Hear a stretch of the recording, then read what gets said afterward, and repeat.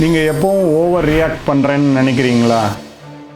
ஆக்சுவலாக என்னன்னா உங்கள் பாடி பழைய ரியாக்ஷன்ஸை இன்னும் ஹோல்டு பண்ணி வச்சுருக்குங்க. நம்ம பல நேரம் இப்போ நடக்கிற ப்ரெசன்ட் சுச்சுவேஷனுக்கு ரியாக்ட் பண்ணுறதே இல்லைங்க. கடந்த காலத்தில் நடந்த வலிகளையும் வேதனைகளையும் நினச்சிக்கிட்டு அதிலிருந்து வெளியே வர முடியாமல் ப்ரெசண்ட்டில் அதை கனெக்ட் பண்ணி நம்ம பெயினுக்குள்ளே போகிறோங்க. இமோஷன்னா வெறும் ஃபீலிங் மட்டும் இல்லைங்க, அது உங்கள் பாடி, மைண்டு அண்ட் மெமரி கொடுக்கக்கூடிய ஒரு ரெஸ்பான்ஸ் தாங்க. சின்ன வயசில் நீங்கள் அழும்போது யாராச்சும் இக்னோர் பண்ணியிருந்தா, நான் தனியாக இருக்கேன், நான் தனிச்சு விடப்பட்டுட்டேன், யாரும் எனக்கு முக்கியம் இல்லைங்கிற ஒரு ஃபீலிங் உள்ள ஃபார்ம் ஆயிருக்கும். இந்த இமோஷனல் மெமரி உங்க நர்வஸ் சிஸ்டத்துல அப்படியே சேவ் ஆயிருக்கும். அதனால தான் இப்போ யாராச்சும் உங்களை இக்னோர் பண்ணா கூட அந்த பழைய வலி ஆக்டிவேட் ஆகும். அதனால சில நேரம் நீங்க அதிகமாக கோவப்படுவீங்க, இல்ல இக்னோர் பண்ணி அமைதியா போய் அழ ஆரம்பிப்பீங்க. அப்படி இல்லை அப்படின்னா ஓவர் அட்டாச்மெண்ட்டுக்குள்ள போய் என்னை புரிஞ்சுக்கோ அப்படிங்கிறத உணர்வு ரீதியாக வெளிப்படுத்துவீங்க. இதுக்கு காரணம் பிரசன்ட் சிச்சுவேஷன் இல்லைங்க, உங்களுக்குள்ள இருக்கக்கூடிய அன்ரிசால்வ்டு இமோஷனல் மெமரி தாங்க காரணம். இது நாளடைவில்